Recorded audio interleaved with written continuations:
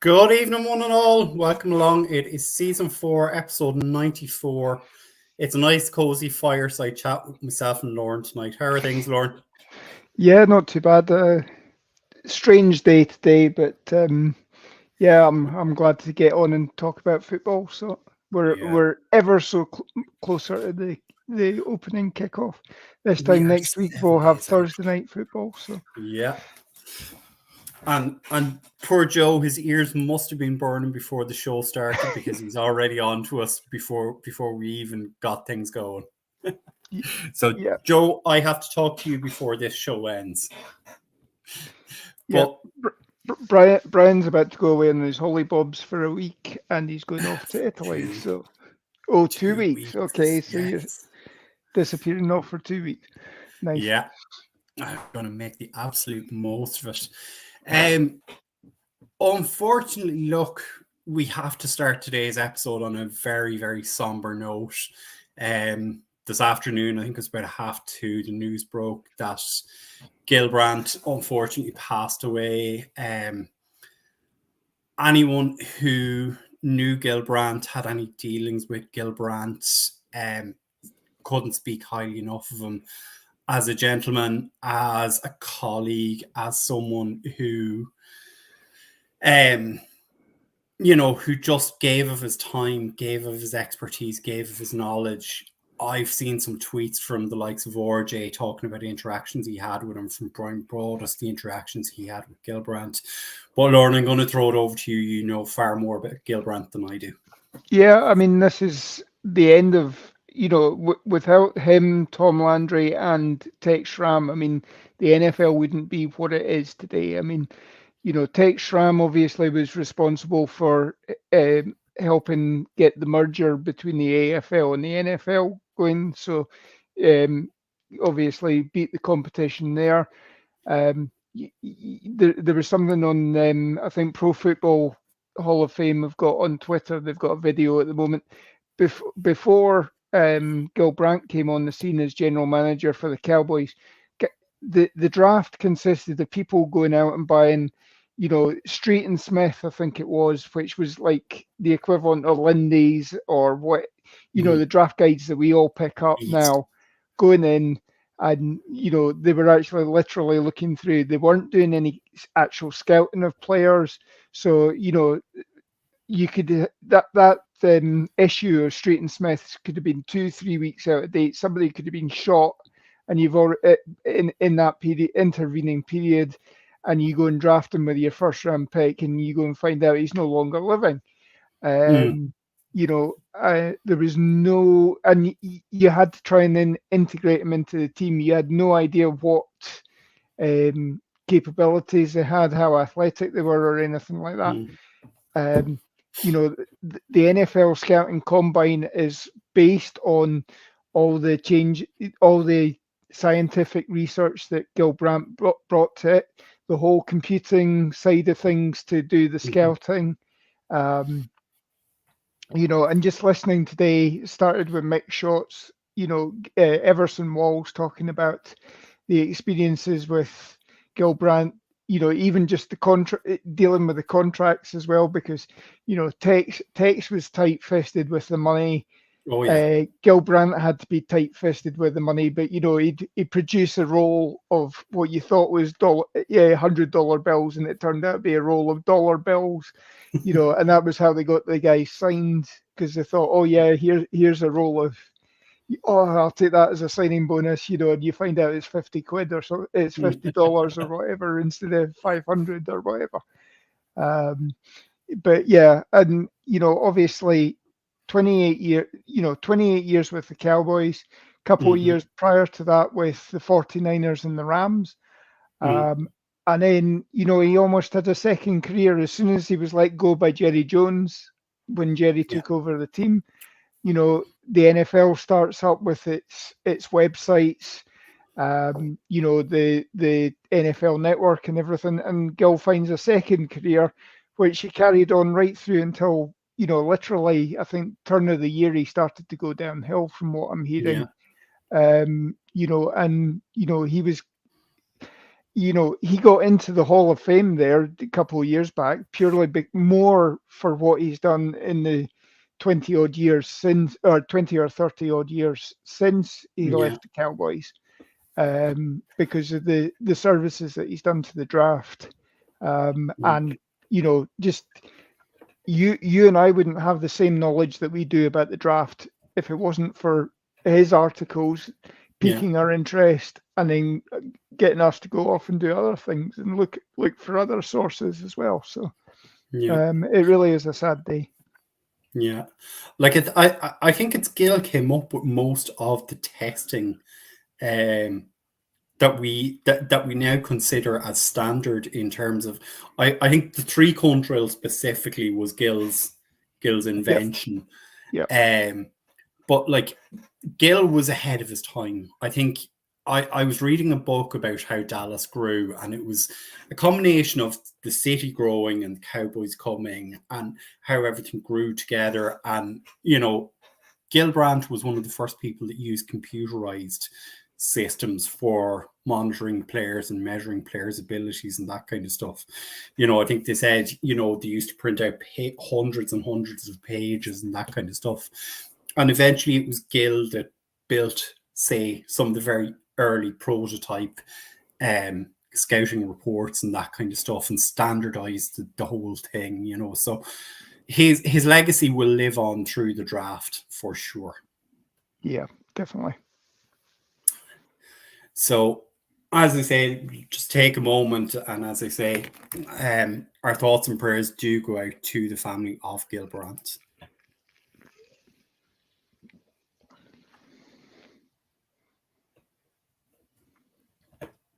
So beyond that, it has been quite an eventful week, Lauren, in Cowboys Nation. It has Um, starting from Friday night. I mean, yeah, my jaw hit the floor when the announcement came through over. I think it was the Cowboys. No, it was NFL.com that actually yeah, let yeah, it slip, and you thought, really, and I'd literally I'd been texting one of my friends early in the week, and he's a 49ers fan, and I'm sort of, so you're not even you give up 3 first-round picks and a third-round pick to have him yeah, as your third string, and then the next thing we're giving up a fourth round, which the more I think about it, it's a great deal for us as far as I'm concerned. I mean, supposedly we had a second round talent a marker on him yeah, going into the draft. We wouldn't have given up 3 first-round picks for it. no, But he's did enough actually. I mean, obviously, again, Gridiron magazine last year they went with their headline cover that this was the year of Trey Lance. mm, Perhaps that's that it's a new curse to be weary of, but yeah, he's certainly got some athletic talent. Now, he was drafted way too far ahead, and yeah, I'm sure the 49ers, when you look at the list of players that were drafted after Trey Lance was that year, yeah. and you got your Micah Parsons, you've got your um, your Devontae oh, Smith. Devontae Smiths and everything. I Yeah, mean, even at the moment, you'd probably say Mac Jones. You got more, New England got more out of Mac Jones than yeah, they did with. Um, but I think it should be good if nothing else. I don't think there's going to be any QB controversy that no, this is spelling the end of Dak or anything like that. But no, it's almost like when Jerry and Jimmy took on the Cowboys, and they took Troy Aikman with the first round pick. They yeah, then used a supplemental pick on Steve Walsh. yes. They had both of them working together. They developed both of them, and then they flipped Steve Walsh for a couple of picks, which Hmm. they built the dynasty. If you can do Yeah, that again, and again, you can't say that um, Will Greer then goes out and plays his his heart out on the Saturday, but Yeah. you hadn't seen it from him earlier in the preseason. Yeah. Or in So years before. So if you were thinking of carrying 3 QBs, which I mean initially I was this time last week I was thinking no, we'll only have 2 QBs on the roster. We won't use because I mean we've had to cut down players and we'll get on to cuts, but we've had to cut players that we've subsequently then lost, and we'll be ruining the day that we've lost them. But as soon as that came through, I'm going, right, okay, we're definitely going with 3 quarterbacks then. And worst comes to worst, I'm sure we'll get something out of him if he's required to play. It's just a whole thing of how much you're going to be able to develop him this year, because he'll take scout team reps when you're going up against Jalen Hurts, or if we ever have to face somebody like Lamar Jackson or something, a scrambling QB, that sort of thing. Justin Fields, that sort of thing. But other than that, the majority of the snaps go to Dak Prescott. Cooper Rush gets the scraps, and then you get the odd bit for Trey Lance. So I think this is it's going to be more an off-season thing. If everything goes well, this is going to be more an off-season development thing. Like if we look at it in terms of, as you said, right, look at, I know someone did a Twitter thing and basically said, here's the history of that pick and who was picked, and you had Micah Parsons, Devontae Smith, and there was one other person, I can't remember who it was. And that's what's gone on. As you say, the 49ers give up 3 first-rounders, a third-rounder, and they gave up on him inside of 2 years. The warning signs were there with Trey Lance. I think he's played something like 800 snaps since he went to college. He'd very few snaps in college, and then very few in his 2 seasons with the 49ers.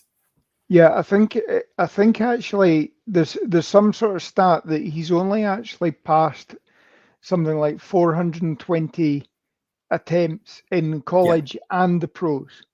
And God knows what he did in his high school, because I think they were saying it was something like 600 snaps between middle school and the pros. So I mean, he's really not been tested at all. He's not been able to develop or anything like that. And yet obviously the 49ers saw something that they loved, thought they could get something out of it. But they overpaid for it. They've ended up being a bit of a laughing stock for it. Albeit, I mean, you could say they did very well a couple of years prior to that, where they shafted the Bears for the Bears to move up, and the Bears could have taken Pat Mahomes, and we could have been looking at the Bears on a run of Super Bowl victories, But equally, I mean, that might just have been the system that he was in. If Trey Lance had gone to Kansas City or something like that, would that system be better for them? So, I know a lot of people in Cowboys Nation weren't happy about this trade. I mean, I know in our own group chat, Mike was apoplectic almost about this, and I can understand it. A lot of people have said, look, they just don't see the player with him. But if a team has given up, as we said, 3 draft round picks, there must be something a team saw in him. There must be something that the Joneses have seen that they've said, look, it's a 4th round pick. And Mike's point was, look at the value we've got now, the 4th round picks in terms of Dak Prescott, Dalton Schultz, Jake Ferguson last year. You're not going to get that next season, but as Paul always says, and as Trey Lance has highlighted, the draft is a lottery. Yeah, and again, a lot of people are saying, "Oh, well, we overpaid by giving a fourth round pick." By all accounts, there was 4 or 5 other teams on. They were all offering fifth round picks. We didn't have a fifth round pick, and even if we did have a fifth round pick, all being well, you would be hoping that it would be tail end of the fifth round. So, if it's somebody like Chicago that came towards them, obviously you're predicting Chicago aren't going to be that good this year, so that fifth would be closer to a fourth round pick. Jerry was on the phone. He really, without tipping his hand, he didn't want to come off that phone, and therefore had to flip that fourth round pick, and they had to do it without actually consulting Mike McCarthy or Dak Prescott, which a lot of people again that's had a lot of people's back up about that. But Mike McCarthy was in on the draft meetings back in 2021 when they were assessing the talent. They came up with the fact that it was a second round grade that they had on him. So if you can get him for a fourth round pick, and a fourth round pick's next to nothing realistically. And you can't, you can afford to burn that. Especially if we do think this is a very talented ball club that we've got. So like if you flip it back to the draft, the most recent draft, the Cowboys had said they wanted to come out of this draft with a quarterback.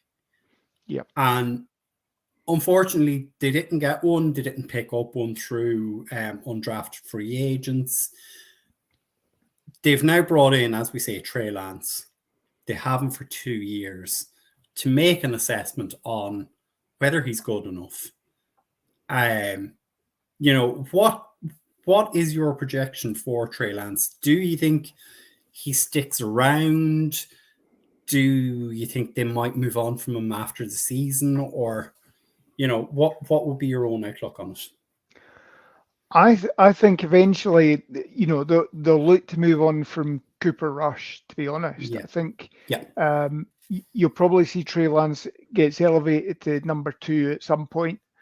But I certainly don't see us exercising his fifth year option at the end of the year, because obviously that then means that his fifth year, we do have that option there, but you're not going to do it sight unseen effectively. So the only way you're going to exercise that is if he gets called into a game and he absolutely balls out, and we've got the next coming of Tom Brady or Pat Mahomes or something like that.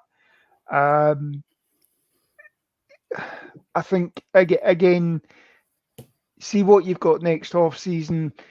Again, it's a $5 million cap charge next year as well. Pretty much all of it's guaranteed, I think, because he's a first round pick. So again, it's something that you can cope with, especially if you look around the league at the moment. A lot of the seasoned veteran number 2 QBs in this league are making that $4 or $5 million to be the clipboard holder. And they make a nice career out of being a clipboard holder. I'd love to get paid something like that just to hold a clipboard. Who is it? Is it Brian Hoyer or Josh McCown have made multi-millions, have played very little in the NFL?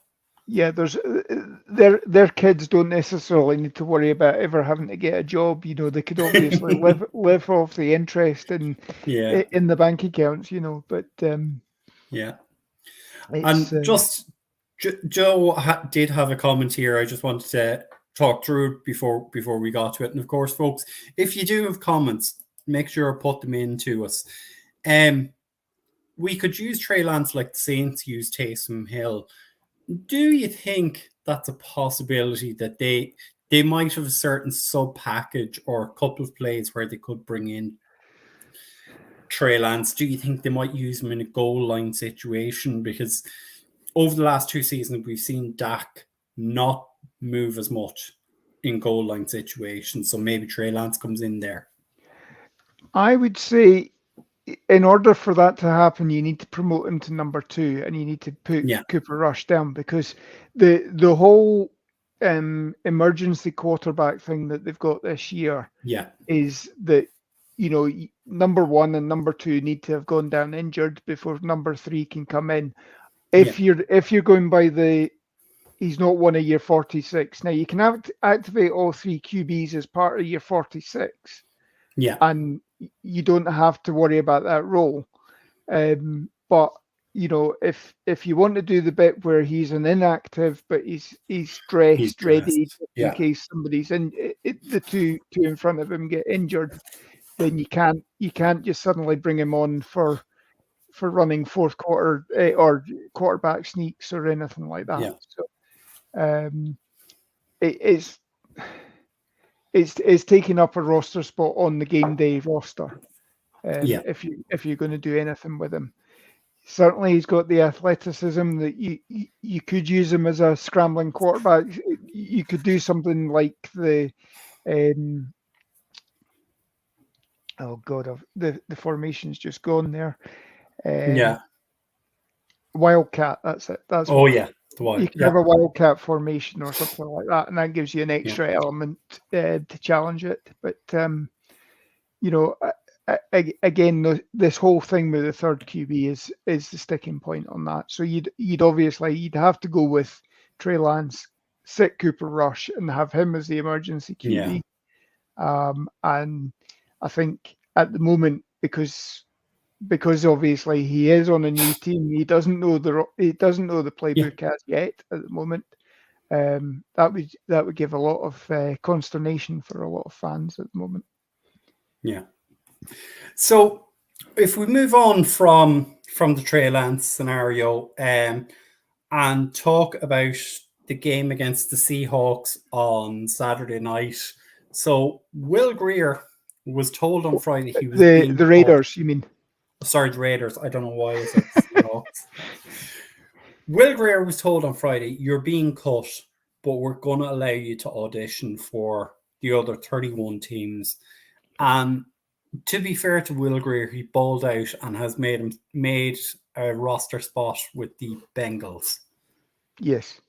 I think as well, I mean, obviously it goes to show the relationship that Will Greer's had with Dak Prescott, because much Mm-hmm. was made that Dak Prescott was actually offensive coordinator that night Yeah, and calling the plays. Dak Prescott put Will Greer in a position to audition for the 31 other teams, yeah. and Will Greer certainly owes Dak Prescott a couple of drinks, if nothing else, because that certainly got him on another roster anyway. Yeah, And potentially as well, with Joe Burrow being injured, there's a good chance that Will Greer's yeah, going to be getting called up on a weekly basis or whatever, yeah, if need be as well. So and may end up actually on their 53-man roster as well. So yeah, but yes, I mean Dak's play calling skills. He got this offense moving. 31 mm-hmm. points. Yeah, You can say this. You can say this off season, and I know the last time I was on a couple of weeks ago, Graham was bemoaning the fact that we weren't playing our starters and then mm. everything like that. But if nothing else, Dak, and again, when Dak was injured last year, Dak was saying Yeah, that by standing on the sideline and seeing how everything was going from the sideline, that yeah, was giving them a greater appreciation of the offensive game plan. yeah, Maybe by him being an offensive coordinator for at least a preseason game, again, he put Will Greer in the position, he put the whole offense in the position. I mean, yeah, talking about people that are due Dak Prescott drinks, I think Hunter Lupke yeah, certainly is due him a few, because he played himself onto the roster. Malik Davis had a fairly good game as well, but yeah, obviously that's got him back on the practice squad. yeah. Obviously there was no chance of him taking Dowdle's place or whatever, but No. It's And speaking of Dak and the play calling that he made, and again, Joe was coming in with the comment. He made Kellen Moore look like an idiot calling plays. I think you're being slightly generous there, Joe, but I do get the point, because there was a lot of frustration for people, and I think it really began mid 2021. That Kellen Moore's offense stuttered when it mattered, and it's great that Dak did what he did on Saturday night, but let's see how it goes when it matters, when it's a driving cold, rain and snowing night up in that city up north, or if it's out in the Bay Area when it Yep. really matters. Yeah. I think that I've listened to a few podcasts, and a lot of people are saying that Kellen Moore is one of these guys that and it harks back to the YouTube clip that you're seeing with John Gruden, where he goes through all the plays that he did at Boise State. Yeah. He has all the tools and he has all the ideas. He just doesn't know how to formulate it into a game plan. So that is why the Cowboys offense, you were seeing the Hulk packages, you were seeing intricacies, but you were seeing great plays, and then you were seeing a stalling and everything like that. Can he take his what Mike McCarthy's tried to install in him the last couple of years? Can he take that to Los Angeles? I was about to say San Diego, but Los Angeles, and actually, can he develop his game plan there with a whole different cast as well? And again, we've seen more this year where Kevontae Turpin has been integrated into this offense. Last year, everybody was saying, great, he's made the roster for a special teams side of things. You should be able to use him Lucky Whitehead style. Yeah. And we never did. He literally was on the field for a handful of offensive plays, and it was mostly decoys that he was there. And it almost was like, yeah, great. You've given me somebody during training camp. I've got no idea how to use him. I'll try and fit him in, but I can't guarantee I'm going to use him, and I don't have the trust of him. This year they've been able to bring that in, and whether that's Mike McCarthy being able to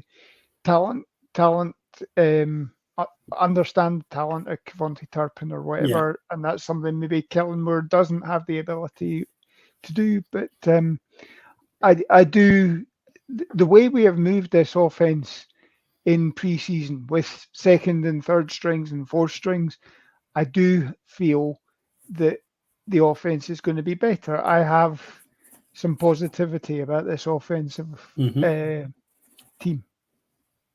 Oh, very good. Was there anything else in the game on Saturday night that stood out to you? Was there anyone who kind of said, yeah, I'm definitely coming back, and you need, who made their money and who didn't make their money this past Saturday? Well, I think as well, I mean, if you'd asked me last week to do a 53, I would have said that, Gallimore was gone and Bahana was on this squad. I think that failed this weekend as well. I think Gallimore obviously realised that, this is his last chance. And again, perhaps he should be auditioning for the 31 other teams. He played himself on the roster where Bahana didn't. And at the moment, I don't think Bahana's been picked up anywhere. No. not that I've seen. And again, I think Isaac Alarcon hasn't, never got picked up as well. So he's now looking elsewhere. Now I do know that shortly after we picked him up 3-4 years ago, the Calgary Stampeders had actually drafted him in their international draft as well. So they hold the rights. So maybe maybe he's going up north. Yeah. In which case he needs a nice set of warm clothes and He'll need his thermals. Yep, definitely. So coming along then, and look, Tuesday was cut day. Before the majority of the cuts were made, we got the very surprising move again from this front office. Graham's old pal Kelvin Joseph was traded to the Miami Dolphins for cornerback Noah Igbinoghene. Yep. I knew I'd get it wrong. Knew when the lights came on, it was going to be screwed up. Noah Iggy, as we're Noah going to Iggy. start calling. Iggy. Yep. I'm just going to call him Noah. Yep. But again, the Cowboys front office went out, made a move. And it's one thing we've given the front office an awful lot of crap about for the last number of years is you're not making trades, you're not going out, you're not making anything happen. In this offseason, they went out and got Brandon Cooks. They went out and got Stephon Gilmore. They went out and got Trey Lance. They've now gone and flipped a first rounder for a second rounder. You know, they've made moves. Yeah. I mean, there's one thing you can say is that, yeah, it's a first rounder that you're getting, but realistically, it was I think it was the 30th pick or something like that. So in actual fact, it's literally it's a second rounder for a second rounder. You've not got any conditional draft picks tied in with this. You're getting a guy that's had more experience, 1 year's more experience in the league. By all accounts, you know, Kelvin Joseph, you were seeing improvement of him within the middle of the field, but you know, with the activation of Jordan Lewis from PUP, and Deron Bland being on the team, the middle of the field, again, barring injury, is you know, pretty secure. So you weren't going to see Kelvin Joseph. This Noah Iggy is actually better on the outside of the field, which again is giving you the backup so that if you've got injury problems, touch wood, you don't, but you can get him on the field and he's got a better idea. He seems to be, from what I understand, he's more of a sort of Byron Jones type of cornerback in that he's good at sticking to players, but he's got no instincts from about the ball coming towards him or anything like that. So he's more about being secure, make the tackle, try and limit the catches, but you know, you're not going to get 11 interceptions a season out of him, Trayvon Diggs style. And again, it, you know, perhaps again a different scheme for him, Dan Quinn scheme, strike gold. You know, we didn't expect that we'd have anything with Jaron Kearse when we signed him a couple of years ago, and now, you know, everybody wants him. So, and you know, again, perhaps there's more to necessitate the Kelvin Joseph trade. Perhaps there was more issues that we don't know about off the field. You know, obviously the Cowboys have, you know, security officers who keep wind of things that are happening, talk to the players, get psychological advice about players as well. And maybe that's necessitated the trade, thinking that he's maybe better off somewhere else. Having said that, Miami is a bit of a party town, so you know, is that going to be a good place for him to go? I don't know, but I would imagine. I would imagine Bossman Fat is going to be releasing a new album very shortly. Yes. So, if we look at, obviously, across Monday and Tuesday, the roster cut down happened. It went from, I think we had 89, it went down to 53. And there have been a couple of moves since then. So, Matt Waletzko and Nashawn Wright have gone to IR. And that allowed us to bring back Chuma Edoga and Trent Sieg, who were both vested veterans, and that they didn't have to clear waivers. we were able to bring them back onto the team. Yeah, and you've got CJ Goodwin. He's back on the practice squad. He'll be an elevation as well. Yeah. We were at 89 because obviously Ronald Jones goes straight to the suspension list. So again, that's an extra player we get to carry for a couple of weeks before. And because it's a PED, he still gets to train with the team. So he's not losing anything, albeit again, he's been injured some of the preseason as well. So he's behind. He's behind on everything. So, we may release him in a couple of weeks' time when he becomes a regular 53 again. But or we have to account for that. Again, if taking a chance on all these young running backs, it doesn't work. You can cut one of them and try and get them back on the practice squad, and you've got Ronald Jones to go again. So if we kind of take a look at it, we'll kind of break it down, I suppose, by the skill positions first. So, your quarterback room was pretty set once the Trey Lance trade was made. The running back room, Tony Pollard, Rico Dowdle, Deuce Vaughn, and Hunter Luepke all came in. And then your wide receiving room, Michael Gallup, Jalen Brooks, Brandon Cooks, Jalen Tolbert, CeeDee Lamb, and Kevontae Turpin. And then you have your three tight ends, Ferguson, Shoemaker, and Hendershot. Yeah. And I think the only surprise there for me, I mean, obviously, I did put in our group chat, I put my predicted 53, and I had said that we were going to go three tight ends, we were going to go three running backs and a fullback. My surprise is that we still kept, I thought we might have tried keeping Jalen Brooks, but I was going to go 5 wide receivers purely for the fact that you needed depth on the offensive line. And I thought we were going to at least have Ball on there for a bit before.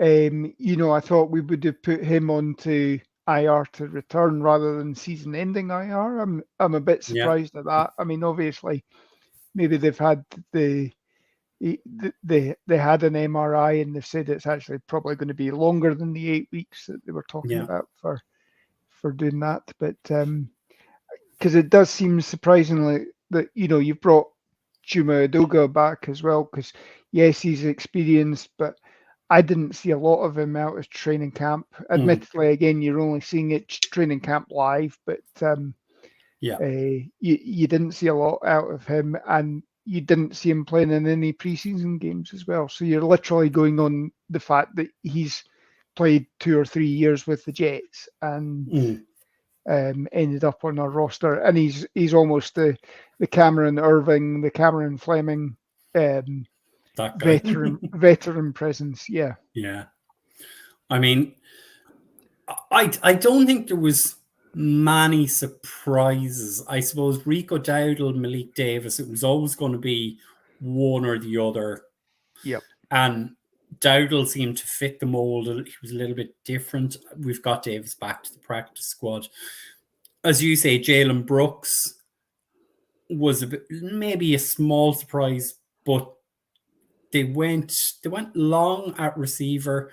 And then if we flip it inside, and you kind of jumped onto it in terms of the offensive line, they went short at offensive line. They did. I mean, guys like Farniok, Hoffman went for a bit, Lindstrom went as well. So you're literally, you're potentially looking at Zach Martin being, if you needed a center, move Zach Martin into center.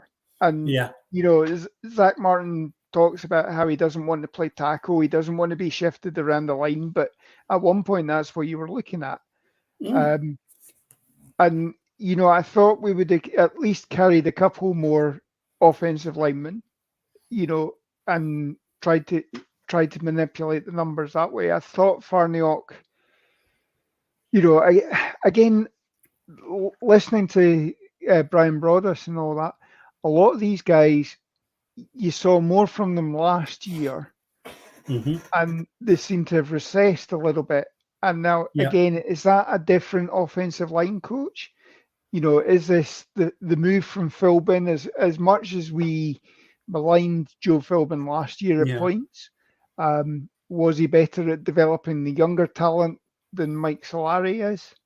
Yeah. Um, you know, do we have concerns about this offensive line in terms of almost going back to sort of Paul Alexander, the Cincinnati coach that we brought in, who lasted five weeks, and Yeah. we then moved on from that. I hope that's not the case, but Yeah. there did seem to be a regression from a lot of these guys this year. Yeah. Um, and again, half of these guys have been working with Duke Manyweather as well during the off The season, so off it's not season. a case of anything different from that point of view. Again, we build up Duke as well, but we've seen a change in everything that's happening with this offensive line. So Yeah. with the younger guys, so. And like, I suppose the maybe the biggest surprise in terms of the offense was TJ Bass managed to stick around, but then he did develop all through the off season.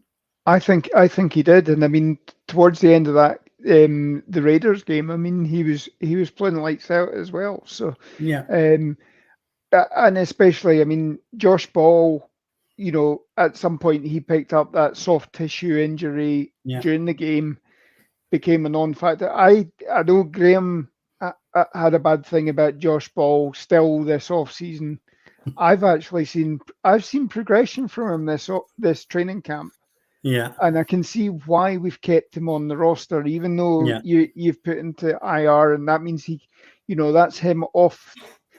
He's on the team, but he's actually off the team. He can't train with the team now. He can only do rehab by being on Yeah. season-ending IR. So you're not going to be able to give him a chance to actually interact, Yeah. develop, or anything like that. So you're going to be back to square one almost again next season. Yeah. But I had seen progression with him. Mm-hmm. TJ Bass, I thought, by the end of training camp, he really actually probably was one of the stars of training camp Yeah. along that offensive line. And it probably, again, a couple of weeks ago when we were talking about Zach Martin holding out, he's probably benefited the most from the fact that Zach Martin was out, because he's, Yeah. the snaps have trickled down to him, and he's been able to get practice, and he's been able to show his abilities, and he's ended up on his staff. And I Yeah. think if you lose one guy on our offensive line and you have to plug in somebody like TJ Bass, and you do still have a Tyler Smith, Tyler Biadasz, Terrence Mm-hmm. Steele, Zach Martin, and if it's Tyron Smith that's gone down, then you could plug TJ Bass in, Yeah. and you've got four guys who are very strong and they can help with Yeah. the weaker guy. Yeah. And this offensive lines will still work. So, Mm-hmm. And I suppose the question everyone in Cowboys Nation is going to have, Lauren, it's not a question of if, it's when Tyron Smith goes down. Do you think they have in Asim Richards a player who can slot in at left guard and we push Tyler back out to left tackle? I Or think have you seen it yet? I think you could go either way on that. I think Yeah. you could actually see him as tackle as well. I mean, they've used. Yeah. I think you're probably looking at, especially with Willetsko now being on Mm-hmm. the IR to Yeah. return. Yeah. I think you're probably looking that you're going to see Richards probably be your swing tackle. Mm-hmm.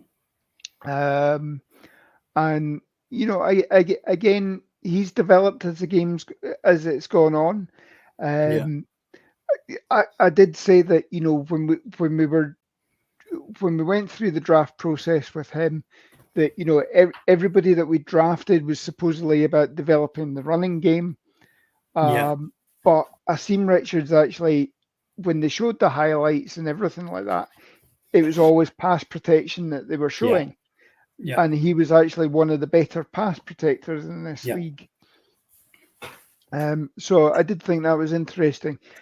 But again, as this as this training camp's going on, you've seen things out of him in the preseason games where he is actually raw around the edges, but it's clicking for him, and it's just the more Yeah. reps he gets, the better he'll be. And again, give him another off season, uh, you know, give him an off season, and again he could be ready to go. And if we move on from Tyron, you move Tyler out to tackle next year, and you switch Asim Richards into guard or something like that. Mm-hmm. Yeah. He's got that position flex that is Yeah. so required around this league. Yeah. Like, I mean, what I saw most in the off season was Broadus saying Asim Richards is a left tackle, and that's what the Cowboys have gotten him in for.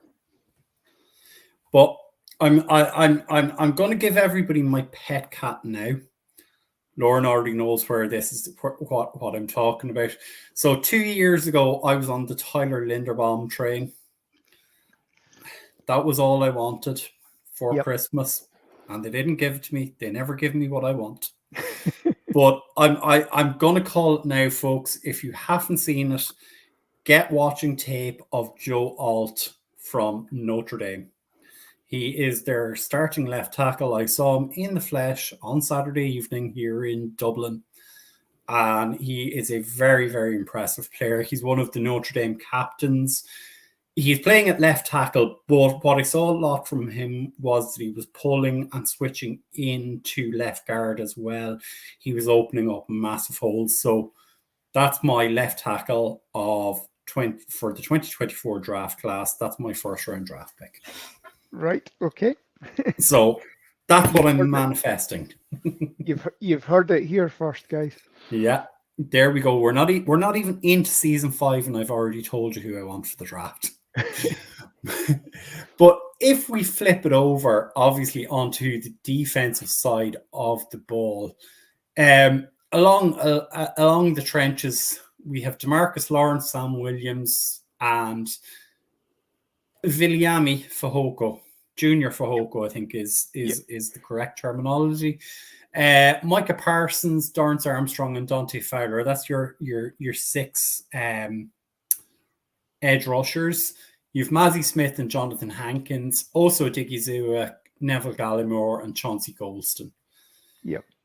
You kind of mentioned it earlier. You were surprised, or maybe Gallimore made his money on Saturday night and Quinton Bohanna is gone. Is there any of the rest of those 11 players that you were surprised stuck around or disappointed they weren't cut? No, I think generally, obviously I was thinking that it was going to be Bohanna over Gallimore, but Gallimore did better in that last game. Yeah. Obviously the big loss for us, I think, is Isaiah Land, who's now been picked up by the Colts, I think it is. Yeah, it is the Colts, yeah. That's the big loss for us as far as I'm concerned. But I mean, obviously, as you say there, we've got six edge rushers at the moment. So we've been saying that again all off season, all training camp, that the defensive side of the ball is probably going to be where the personnel were having their biggest arguments about who to cut down.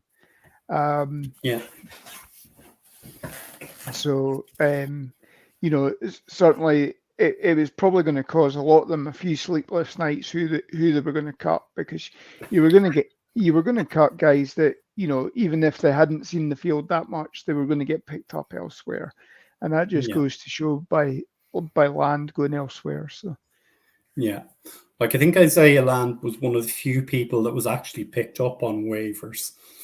Yep, and so he definitely did well there.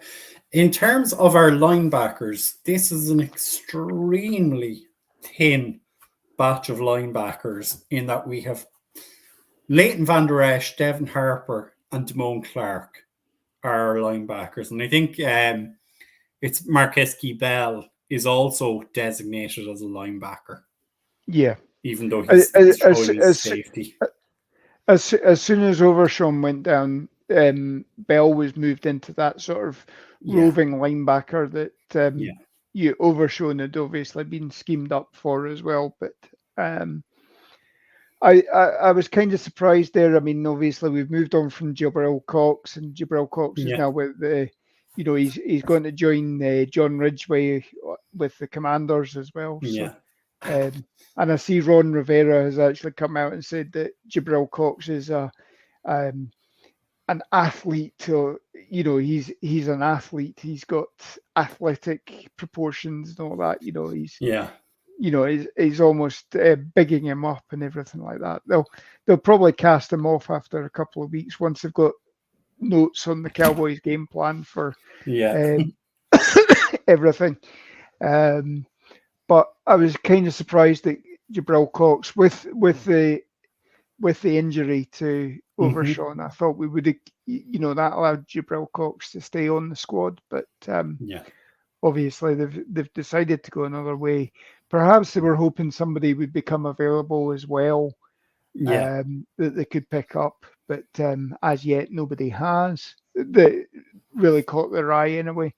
And yeah, you've brought Malik Jefferson back onto the practice squad as well, but I mean yeah, he was dealing with an injury as well during preseason, so yeah. um, And as DJ Dog says here, in terms of Marquesky Bell, Donovan Wilson, and Wanye Thomas can all play nickel linebacker, and I mean that's a huge trait in the Dan Quinn system is these guys can flex in and out.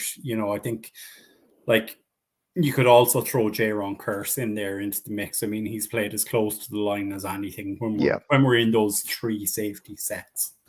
Yeah, I mean, if you look at the Cowboys' defense last year, Barr was hardly ever on the field.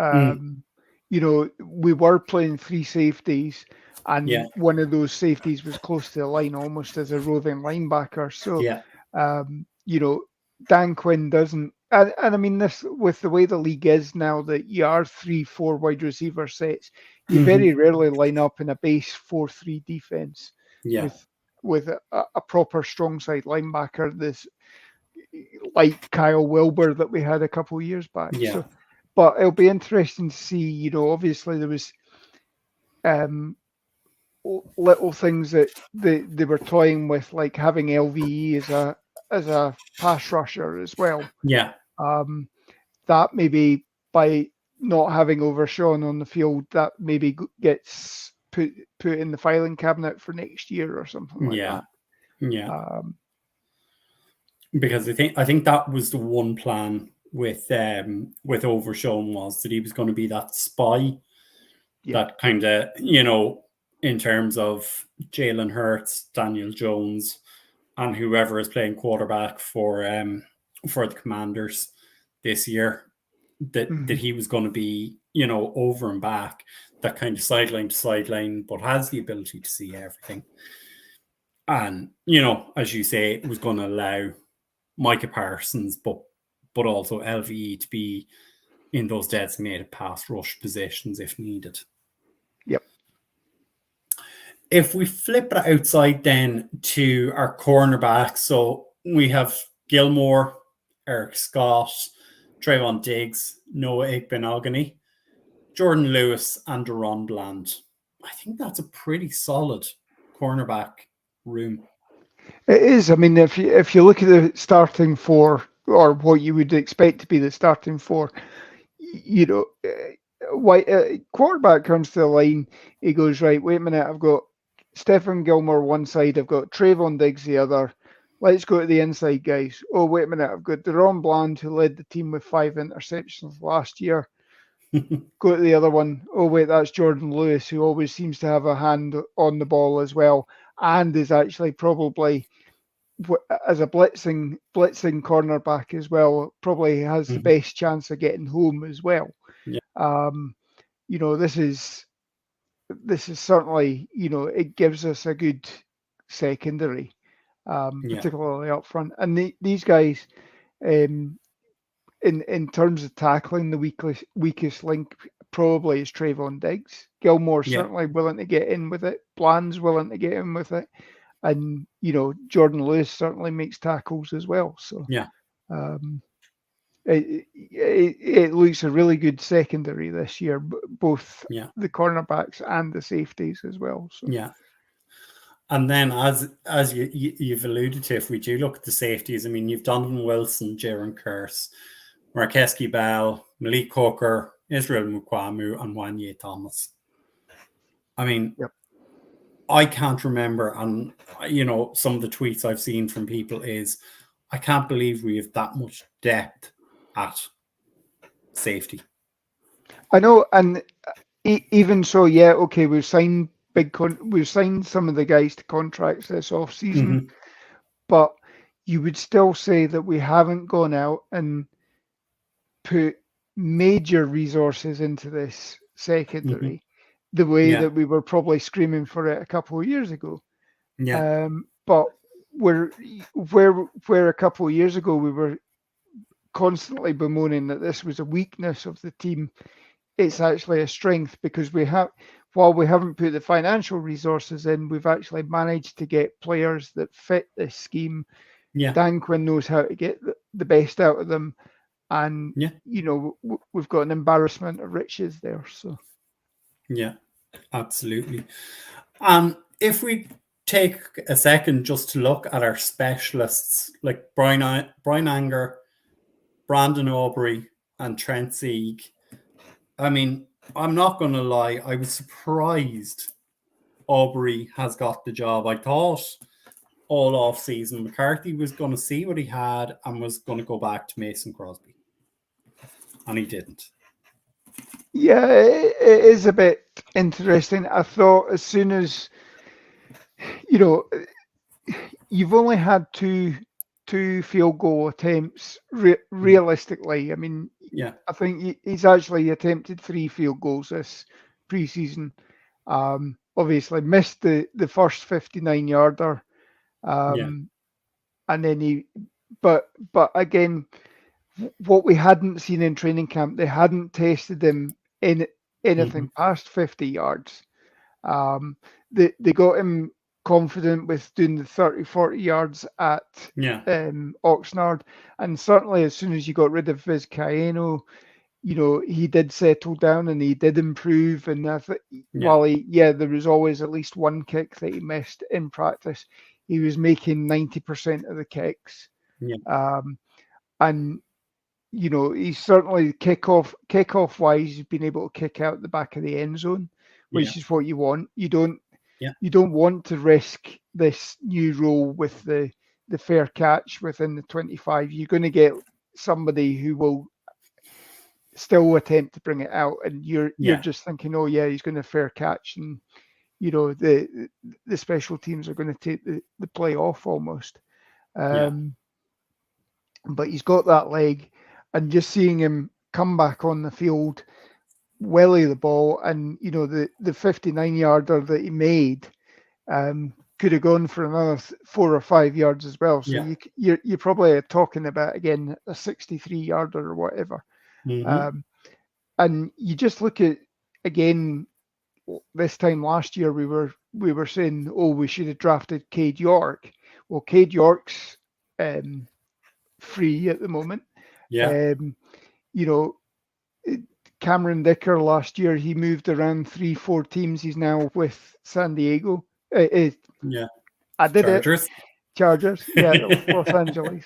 And even Nick Folk was up on the market this year as well. So and Brett Maher's been released from Denver because they moved on as well. So everybody was moving around. So there are plenty of kickers out there. I don't think he's got the job sewn up for the entirety of the season, but this might be like Dan Bailey, the first year of Dan Bailey, where Dan Bailey was on a Shugley peg, and does he fall off, or does he take this opportunity and run with it? Yeah. So that is for sure. So in terms of the practice squad, obviously we brought back 14 guys who were in or around us over the summer, and then we've also brought in Sean Harlow, yep. and I think it's Well, Washington Pavilion. no, it's Wellington Pavilion. Willington Pavilion, Yep. who is a defensive tackle who spent time last year with the Tampa Bay Buccaneers. Yep. Is there anyone there that you were disappointed they didn't manage to get back onto the practice squad?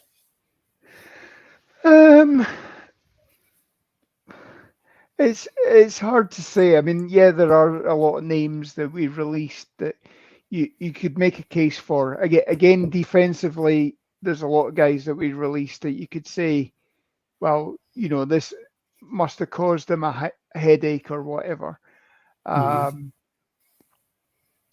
But I think, some of the guys that we've picked up, I'm sorry, I'm just having a quick look for what You're looking for DJ Dog, are you? Yep. It's, at one point I'm seeing he's a £230 defensive end. Let's see. No, I'll move on from that actually. It's interesting. Again, you've brought back CJ Goodwin to practice squad. There's a spot that you're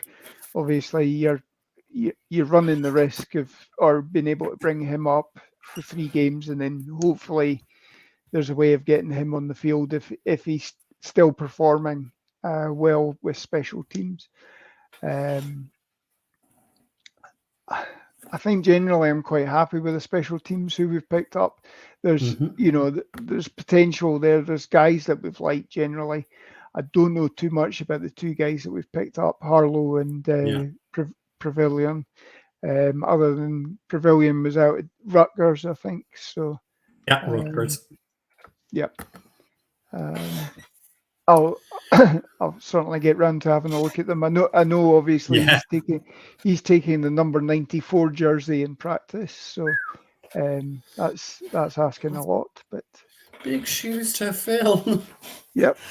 And as I say, there's or I announced on our group chat this week. This morning. There's been a load of number changes. So Jaron Curse is now number 1 now that Bossman Fat's out of the way. And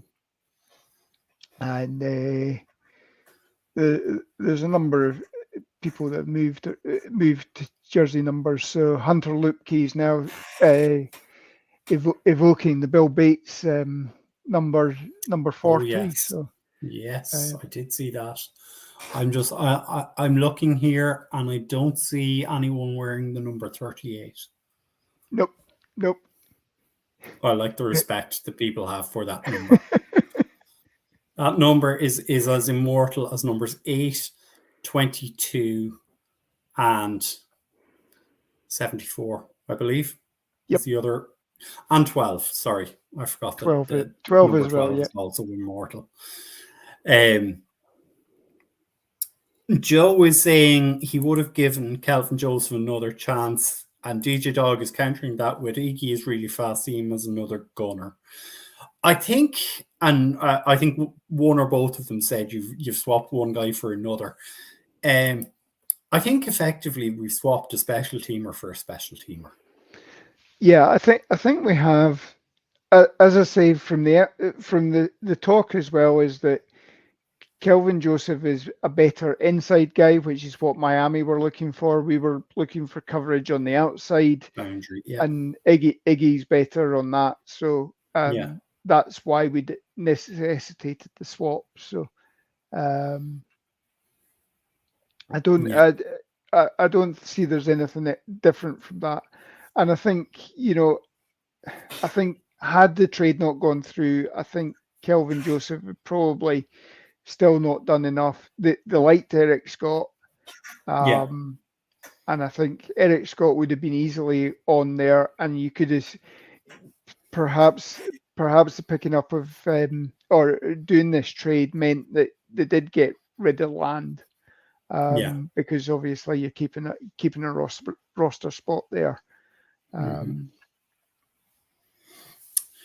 So we are a week away from real football, Lauren. yeah, this time next This week it'll be this time pre-season next show. week. Yeah. Yep, back to the old uh, boy oh 2 weeks. boy and oh boy. Yeah. You'll be talking fantasy football around about this time if Mike hasn't already finished the show. Yep, definitely. Well, I'm already 2 drafts in as well, so and I've got A pluses on both of my fantasy squads there. So Wow. somehow I'm I've managed to do it, but yeah, I've to finish up our Cowboys dynasty draft this week.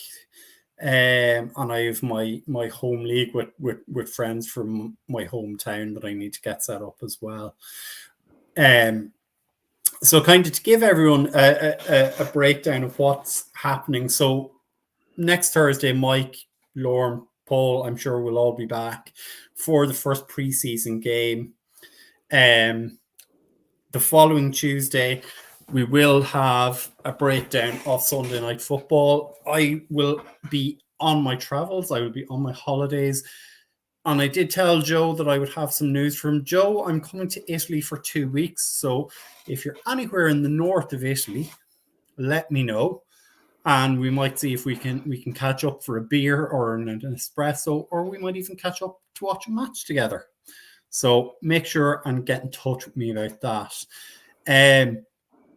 We also have a roundtable coming up on Saturday evening. So myself, Rich, and Graham will be going live at about 8:30 here in the UK and Ireland.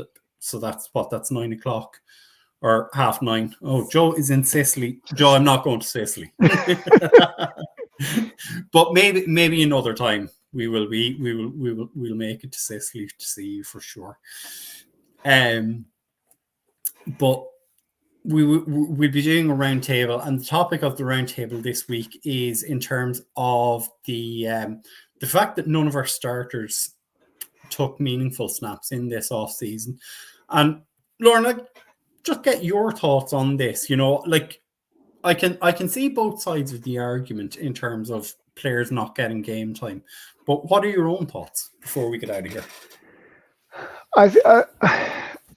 I think obviously, Graham and you, we had that discussion a couple of weeks ago briefly as well.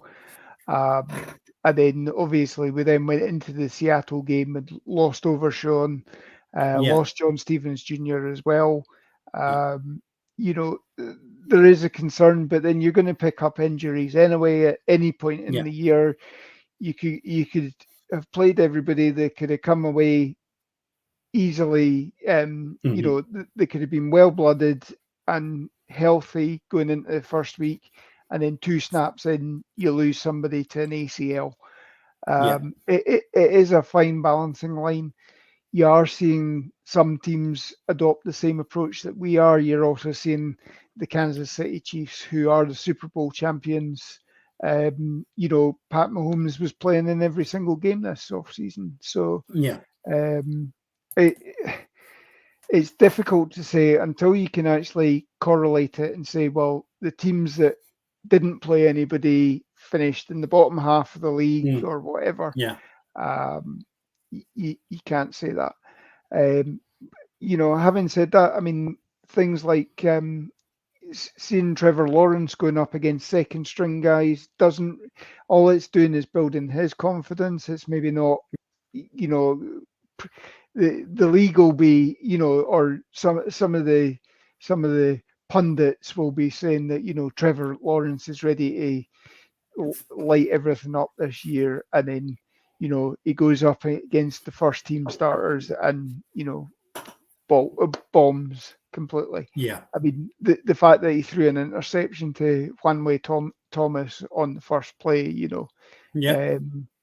shows that he's maybe not as good as advertised, or there's still question marks about his game. It remains to be seen, but I mean, I'm quite happy that we haven't played anybody really, and we haven't really lost anybody from our starting lineup, and we're ready to go. So, and they'll ramp it up. They've now got what 10, 11 days from the cut down day to prepare. I'm sure they'll be ready to go come Sunday night. I do have a good counterpoint for this. Right. Tyron Smith will be ready for week 1. Yes. Well, touch wood. I mean, this time last year we had RJ on, and there was major consternation about the fact that Tyron had gone down in practice. So and as you say, look, it can happen in practice. So there's merits and demerits to both sides of this argument, but we will try and do justice for all sides on Saturday evening. But before we get out of here, Lauren, we'll do our usual shout outs. Hold on. Yeah, we have our Cowboys experience one there. Yep. So obviously, if you're going to a game this regular season, make sure that you book up with Cowboys Experience for the ultimate game tickets, stadium tours, meet and greets, much more. Obviously, use the promo code UK Cowboys, and you'll get some free stuff. Get to meet guys like Micah Parsons, Zach Martin, Jay Novacek, Drew Pearson, Ed Too Tall Jones.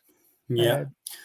I did speak to Barry over the off season, and I know there are going to be some very, very special guests around at our event this year.